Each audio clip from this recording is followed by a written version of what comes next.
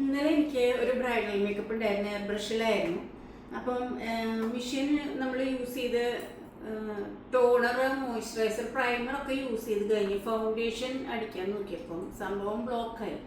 എന്താ കാരണം എന്ന് അറിഞ്ഞില്ല. പിന്നെ ആ സമയത്ത് നമുക്ക് പാനിക് ആവാൻ പറ്റില്ല. അപ്പം എൻ്റെ എപ്പോഴും സ്പെയർ ഉണ്ടാവാറുണ്ട്. ഒരു 3 ഗണ്ണുണ്ട് എൻ്റെ. അപ്പം അതെടുത്തിട്ട് ഞാൻ വർക്ക് ചെയ്തു.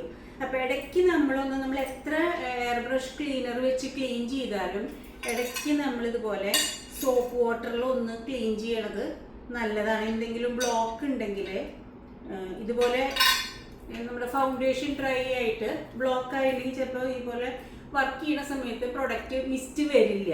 മാത്രമല്ല ചില സമയത്ത് ഇങ്ങനത്തെ മെഷീനിൽ അധികം ഉണ്ടാവാറില്ല, മറ്റേ വയർലെസ് മെഷീനിൽ കാണാറുണ്ട് സ്പിറ്റ് ചെയ്യണതിൻ്റെയും കാരണം എന്താ വെച്ചാൽ ഇതിൻ്റെ ഉള്ളിൽ ഉണങ്ങി ഇരിക്കണ കാരണം, ഡ്രൈ ആയിട്ട് ഈ ഫൗണ്ടേഷൻ ഇപ്പം ഇതിൽ കാണാം, ഫൗണ്ടേഷൻ ഡ്രൈ ആയിരിക്കണ കാരണമാണ്. അപ്പോൾ ഇതുപോലെ സോപ്പ് വെള്ളത്തിൽ കുറച്ച് നേരം മുക്കി വെച്ച് നല്ലൊരു കനുള്ള ടിഷ്യൂ, നമ്മുടെ ഫേഷ്യൽ ടിഷ്യൂ അല്ല, കുറച്ച് കനുള്ള ടിഷ്യൂ ട്രയാങ്കിൾ ഷേപ്പിൽ എടുത്തിട്ട് ക്ലീൻ ചെയ്തെടുത്ത് തിരിച്ച് നമുക്ക് ഫിറ്റ് ചെയ്യാം. ഇപ്പം എല്ലാവരും വിചാരിക്കും ഇതിങ്ങനെ വെള്ളത്തിലിട്ടാൽ റെസ്റ്റ് ആവില്ലേ എന്ന് വിചാരിക്കും. പക്ഷെ ഇത് റെസ്റ്റ് ആവില്ല.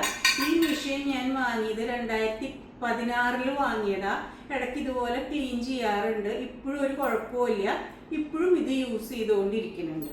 കാരണം ഇത് ജപ്പാൻ ടെക്നോളജിയിലുള്ള സ്റ്റീൽ ആണ്, അതുകൊണ്ട് നല്ല വെയിറ്റും ഉണ്ട്. അപ്പോൾ ഈ മെഷീൻ അങ്ങനെ കേടാവില്ല. അപ്പോൾ ഇപ്പം ഞാൻ 2 മെഷീനും ഇപ്പോൾ സീസണായിട്ട് കുറച്ചധികം യൂസ് ചെയ്തിട്ടുണ്ട്. അപ്പോൾ കുറച്ച് ബ്ലോക്ക് ഉണ്ട്.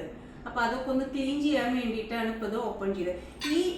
ഈ നീഡിലാണ് ഇതിൻ്റെ ഇമ്പോർട്ടൻ്റ് ആയിട്ടുള്ള ഒരു പാർട്ട്. അതേപോലെ ഈ ട്രിഗറും നമ്മൾ ഈ ഫിംഗർ വെച്ചിട്ട് ഇങ്ങനെ ചെയ്യില്ലേ, ട്രിഗർ ചെയ്യില്ലേ, ആ ട്രിഗർ, ഇത് രണ്ടുമാണ് ഇതിൻ്റെ ഇമ്പോർട്ടൻ്റ് ആയിട്ടുള്ള ഭാഗം.